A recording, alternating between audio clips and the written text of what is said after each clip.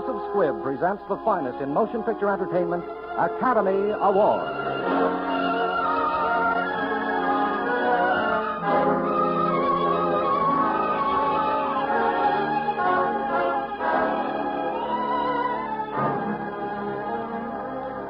The House of Squibb, manufacturing chemist to the medical profession since 1858, brings you Academy Award. The pictures, the players, the techniques and skills which have won or have been nominated for the coveted awards granted each year by the Academy of Motion Picture Arts and Sciences. To each in his field for outstanding achievement.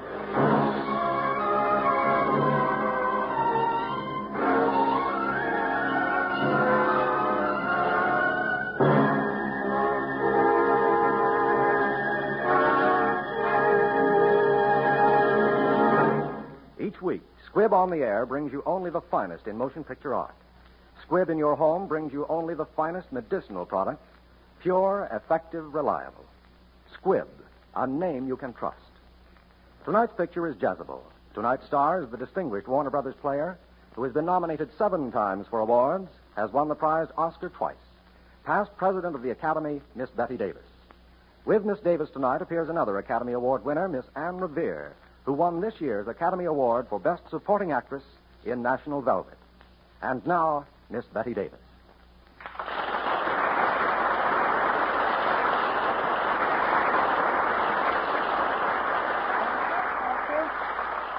Good evening, ladies and gentlemen.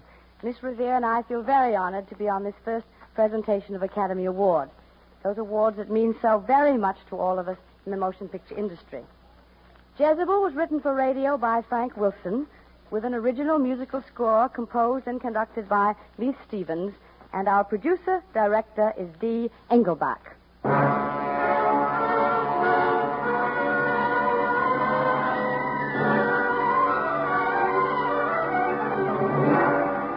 Academy Award, starring Betty Davis in her 1938 award-winning role of Julie Marsden, with Anne Revere as Aunt Belle in Jezebel.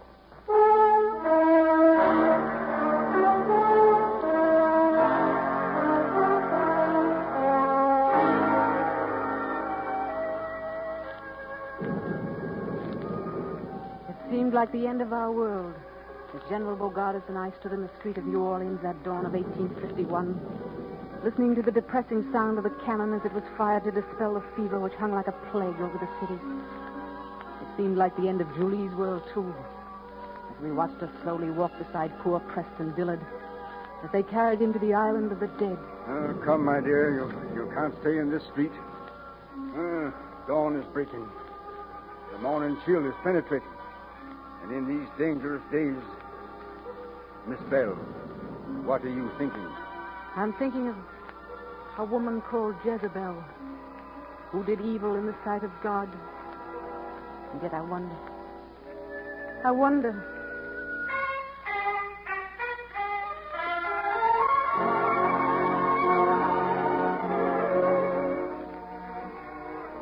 Charles, you're out of your mind.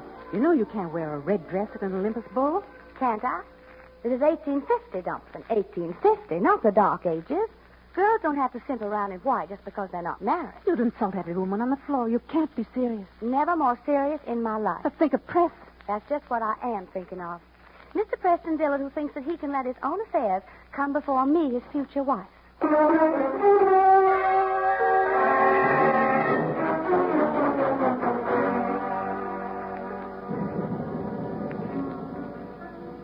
That started it, Miss Belle. That damnable red dress. But that wasn't Julie's fault. Oh, if Preston Dillard had only taken my advice the night he came to call. I remember. You said... Your generation doesn't understand women, sir. Well, maybe not, General Bogardus. Nowadays, no proper respect for our southern womanhood. Think your father would have allowed the lady of his choice to have come surging to his place of business this morning? Miss Julie didn't know I was presiding at a meeting, sir. Of course not, Preston. But even if the lady upstairs is my ward, I feel you should know what your father would have done. What would Father have done, sir? Your father, sir, would have cut him a hickory, sir. He would have flailed the living daylights out of her, and then helped her put lard on the welts and brought her a diamond brooch. That's what he would have done, sir. And she'd have loved it. Where is Miss Julie? Why, she asked me to please excuse her, Press. Is she ill? Why, No, Press. He's as sound as a nut. You will pardon me a moment, please. Take all the time you need, my boy. I do believe Mr. Dillard is going up the stairs after Julie. He's taking his walking cane after.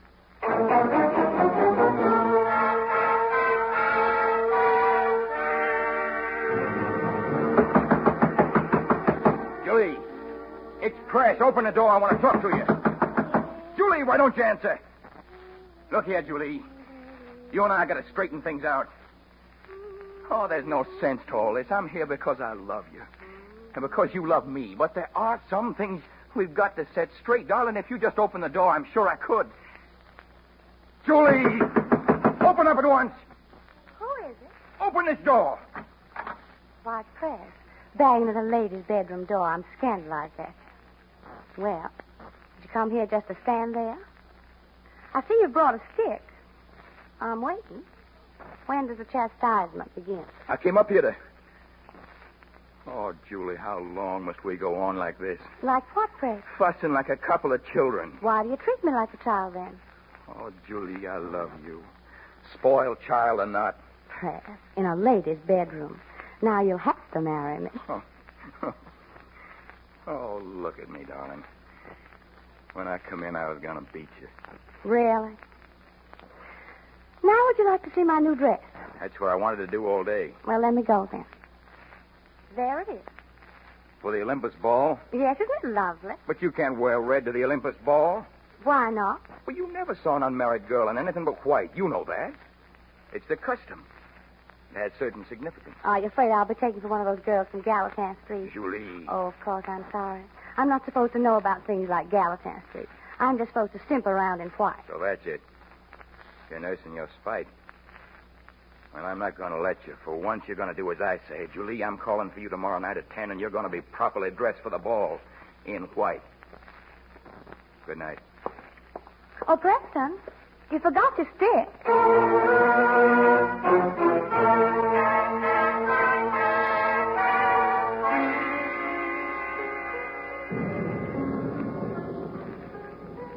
She must have been getting scared over wearing that dress after what Press said to her. Yes, but her pride. Confound her fiendish pride. You know that she tried to get Buck Cantrell to take her to the ball without telling Press? Yes, I knew later. Poor drinking, dueling, easygoing Buck Cantrell. He loved her, too. Thank heaven he refused her. He was a gentleman and an honorable man.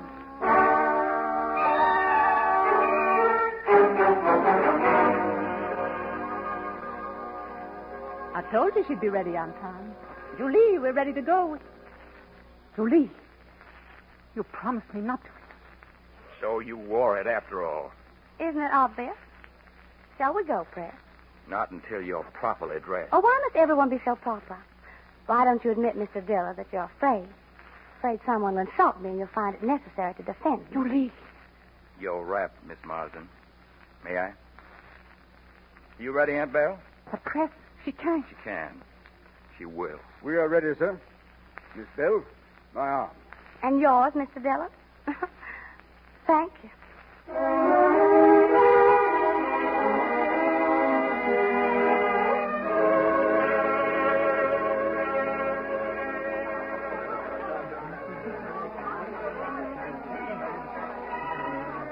My dear Miss Bell, have you noticed Preston's face? Looks more like his father than ever tonight. And I never saw Tom Dillard look like that without somebody got killed. Theophilus, I'm just plain scared for us. May I take your wrap, my dear? It's, well, the ballroom seems a little cool. I think we'll find it much warmer inside. Come.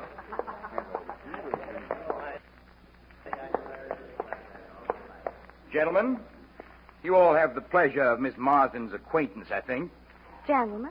Good evening, Miss Marsden. Yonder comes my partner. You'll excuse me. Of course, sir.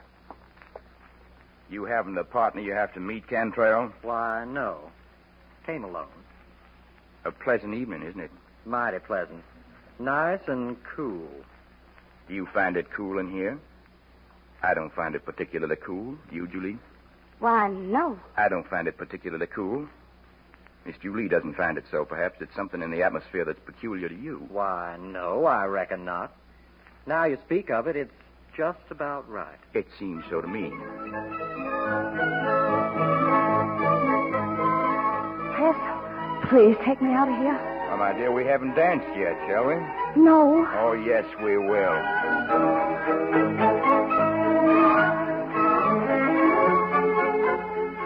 Ted, you got to take me off this floor. I can't. It's my own brother dancing with her. Everyone is leaving the floor. No respectable girl will dance while she's dancing. That dress is an insult. Take me off this instant.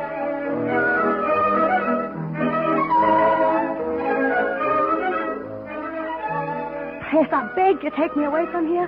I can't endure it. No, we came to dance. We shall go on. Oh, we're alone on the floor. So much the better. Oh, Press, let go of me. If you don't let go of me. It's a beautiful ball, don't you think so, Miss Oh, Martin? take me away from here. Take me away.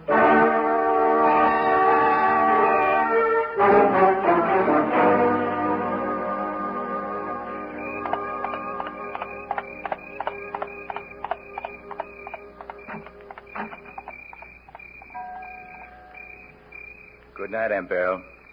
General Bogardus, sir. You're not coming in, Press? No, ma'am. Good night. Night. Well, Goodbye, Julie. is that all you've got to say to me? There's nothing more to say. Even if I was wrong? You couldn't be wrong. You're Julie Marsden. Am I to go down on my knees? It'd be interesting, but utterly useless. Evidently, you've made up your mind. No, Julie, you've made up my mind. Well, then, goodbye, Press. Goodbye, Julie. Julie, don't let him go. Go after him. Me? After him? Yes, Julie, quickly. Oh, Julie, you're such a fool. Not so big a fool. He'll come back. Not this time, he won't. Believe me. Wait and see. He'll come back. Yet tonight, I think. If he does, say I've retired. And tell him I'm sleeping late in the morning. Not to come round till tomorrow afternoon. Julie. Tell him. Tell him. Tell him.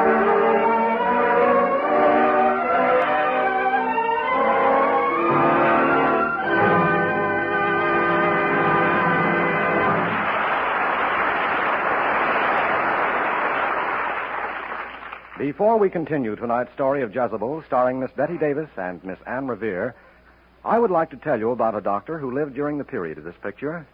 A doctor so devoted to the cause of human health that his zeal still inspires those who carry on his work. His name was Edward R. Squibb. He was appalled by the dangerously inferior quality of drugs then available. He set out to supply the medical profession with drugs that could be relied upon. That's how the company he founded in 1858, the House of Squibb, first came to be known for medicinal products of purity, reliability, efficacy. And through the years, every member of the great family of Squibb products, from penicillin to dental cream, has been the result of painstaking study and research, of an endless quest for perfection. And that is why Squibb is a name you can trust.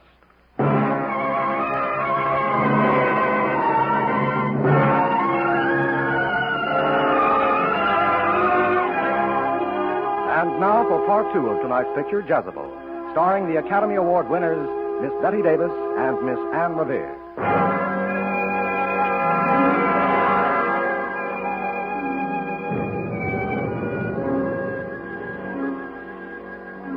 Dawn brought heavy mists, the persistent melancholy of the booming fever cannon, a chill which sank deep into our souls. She lost him. She lost Preston Dillard through her own downright cussedness in flaunting herself in that red dress at the Olympus ball. Theophilus, you must understand. She didn't know about Press. After all, he was away for over a year. All during that time, she hardly went out of the house, save to ride that wild thoroughbred of hers. Yes. That quiet and moody. She wouldn't even have tried to escape the plague here in the city if she hadn't heard that Press was coming back. If you could have heard what she'd told me. He had to come to me, Annabelle. He couldn't help himself. You see, he wouldn't have had to fight as hard as I have to keep from going to him. We'll be married. I'm going to beg his forgiveness. I was vicious and mean and selfish, and I'm going to tell him I hated myself for being like that. I'll humble myself before him. All that ever stood between us will be gone when he takes me in his arms. There, child. Perhaps we'd better go to the plantation now that Press is coming. Of course, Annabelle is the place for our meeting. We'd better start packing. We'll give a party to celebrate.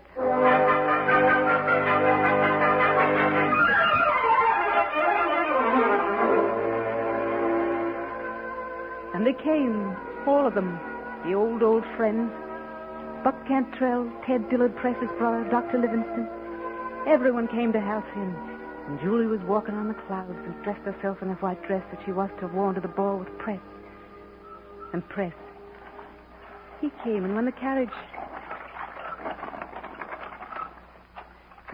stopped, my heart stopped too. For Julie. Aunt Belle. Oh, it's wonderful to be back at Halcyon. I would have come even if I weren't invited. My dear, dear Preston. Aunt Belle, I have a surprise. This is Amy, my wife. His wife. Press had married. I tried to get away to warn Julie, but I had to stay with our guests, and while I was upstairs, she found him as he was in the library of Halcyon.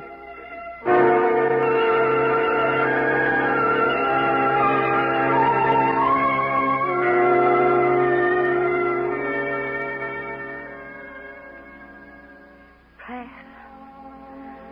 Don't move, Press. Are you remembering the time you wanted me to wear white?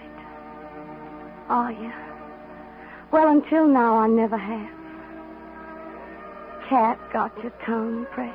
Julie. Oh, Press, what fools we were. Please, that's over, Julie. Yes, of course. Press, I can't believe it's you here. I've dreamed it so long. A lifetime. No, longer than that. But, Julie, Oh, no, don't say it yet. I'll put on this white dress for you. To help me tell you how humbly I ask you to forgive me. See, Press, I'm kneeling to you. Julie, don't. I want to, Press. I must make you forgive me and love me as I love you. Julie. Get up, please.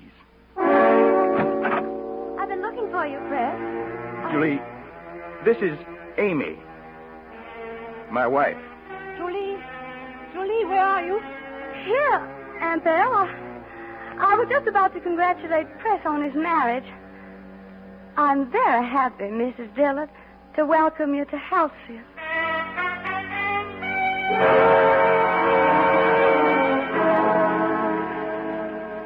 Julie. Child, I'm so sorry. For heaven's sake, don't be gentle with me now. Do you think I want to be wept over? I've got to think, to plan. Julie, you can't fight marriage. Married to that little washed-out Yankee. Press is mine. He's always been mine, and I'm going to have him.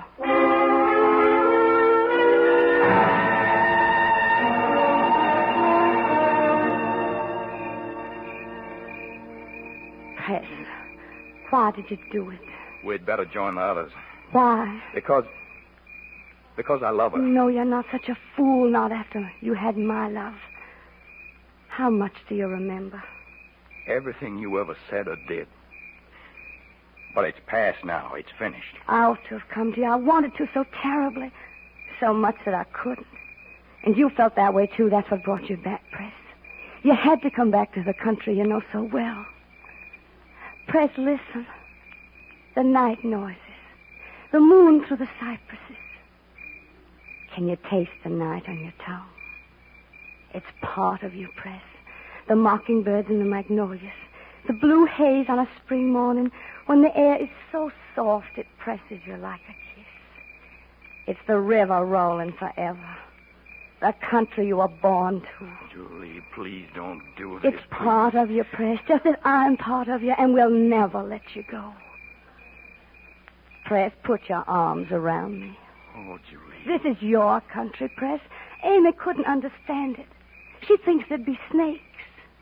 Yes, and she'd be right. You talk about belonging. Amy's put her life and happiness in my hands.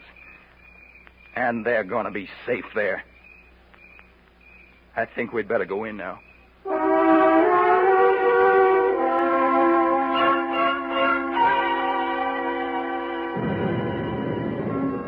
She tried to win him back. when she failed, she did the unforgivable thing. She set herself willfully to cause trouble. Yes, dear. She seemed possessed that night.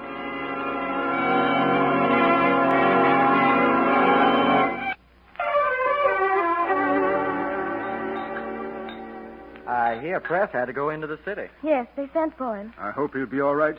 I had grave reports of conditions there. The plague is sweeping on despite all effort to check it. Hey, they posted a governor's militia guard through the parish. No one will be permitted to leave the city or to enter it now. Oh, I'm so worried about Press. A pity he had to leave now. But I suppose his bank comes first. Oh, Press is devoted to the bank. Rather unfortunately so. You don't find that admirable, Miss Marston? Well, it just seems to me that there are other things more interesting. I imagine Buck finds it so, too. That's right, Miss Julie. I never go into a bank if I can help it. Why, Buck? Because it seems to me they're mostly always studying how they can get away something from somebody. Oh, I'm sure Buck doesn't mean that the way it sounds. I'm sure Mr. Cantrell is capable of defending his own insinuations. Why, Mistress Dillard, I didn't mean to offend. I was just talking. Of course. Amy, he doesn't realize what he's saying. Doesn't even realize how Julie is using him. Why, Buck, am I using you? I'd be right happy if you'd explain that remark, sir. I'll explain it. You're fool enough to defend what you don't even understand. That Julie's been egging you on. First against Press and now against his wife. Well, that's pretty talk, isn't it, Buck? Yes, Miss Julie. That's very impolite talk, very. Let's put it this way, Mr. Cantrell. All evening I thought you coarse and not a gentleman. Why, you insolent... At your service, sir. Ted, you can't do this. I'm afraid, Mrs. Dillard, you don't understand our Southern customs.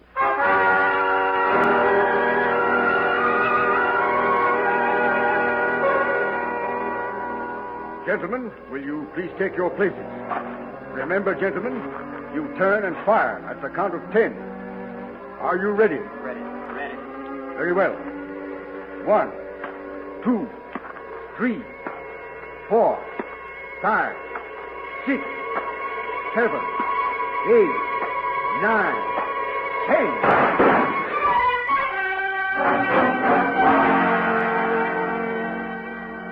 Buck's dead. Julie, you she-devil. Come on, Amy, we're getting out of here. We're all going. How do you propose to get through the guards? And there's yellow fever in the city. Surely my hospitality is better than the plague. We'll get through. Good night, ma'am.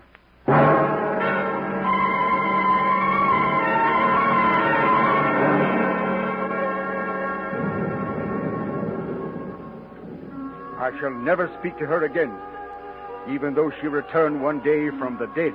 When she heard that he was stricken, she had to come to him, don't you understand? She went through the swamp, past the guards, risked her life to get to him. His wife was at his side. She belonged there. Julie belonged there, too. Amy understands that now. She stole him away from Amy as he lay dying. Theophilus, you must not judge.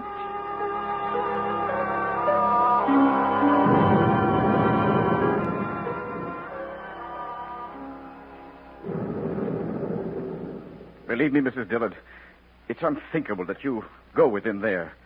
Armed guards are coming to take him to the Leper Island. It's the law.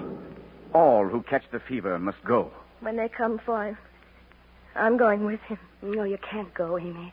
It is your right to go. You're his wife, but are you fit to go? Loving him isn't enough. If you gave him all your strength, would it be enough? I'll make him live. I'll die with him. Amy, do you know the Creole word for fever powder, for food, for water? Can you talk to a sullen, overworked black boy and make him fear you and help you? Press his life and yours will hang on words you can't say, and you'll both surely die. I must go with him. Listen, Amy, they're coming. Coming for him. Oh, Amy, it isn't a question of proving your love by laying down your life for Press. Nothing so easy. Have you the knowledge and the strength to fight for his life and your own? Amy, it's no longer you or I. What do you mean? I'll make him live. I will. You see, I know how to fight better than you. I'll fight to the death itself. Where is he? Upstairs. Amy, you're the bravest woman I ever saw. I believe you even have the courage to save him by giving me the right to go in your place. Oh, you're not afraid to die. I know that. I boldly ask a greater sacrifice in Press's name, his life. You love him even more than I believe was in your power. Oh, let me prove myself worthy of the love I bear him. Julie, tell me. Something which only you can tell me. Does Press still love you? He himself might know. But you would. Tell me. Amy, what does it matter who Press loves? It's his life that matters. Tell me. We both know. Press loves his wife. Whom else could Press love? Not me, surely. I've done so much against him. Had there been any love in his heart for me, I'd have taken him away from you. I tried and failed. Because he loves only you. I'm grateful for you telling me, in your own way, what I had to know. Take care of them, Julie. I believe you've earned whatever right is mine. God protect you and Press. Go with him. Amy, thank you. Press! Press, wait! All right, let's get started. We've got to get him to the island. Press. Press, I'm here. I'll always be here, Press. Press, darling. I'm here.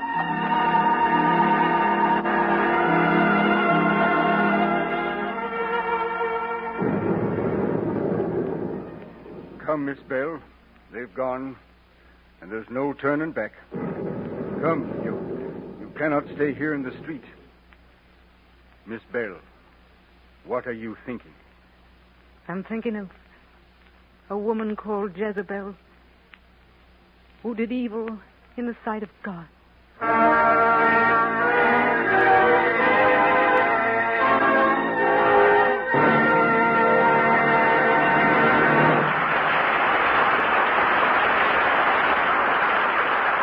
We are honored, ladies and gentlemen, on this first presentation of Academy Award to introduce a distinguished artist, known and loved by you on the air as Dr. Christian, President of the Academy of Motion Picture Arts and Sciences, Mr. Gene Herschel.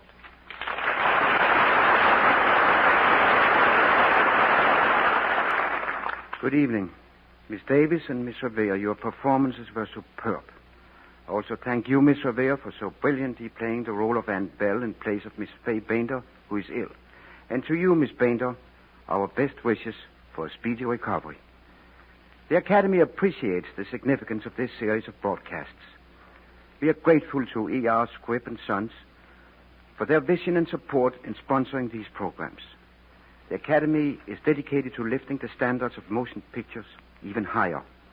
It values this platform of expression and views with deep satisfaction the determination to make this radio program, through a broad variety of great weekly broadcasts, an institution in the life of America. Next week, another great picture.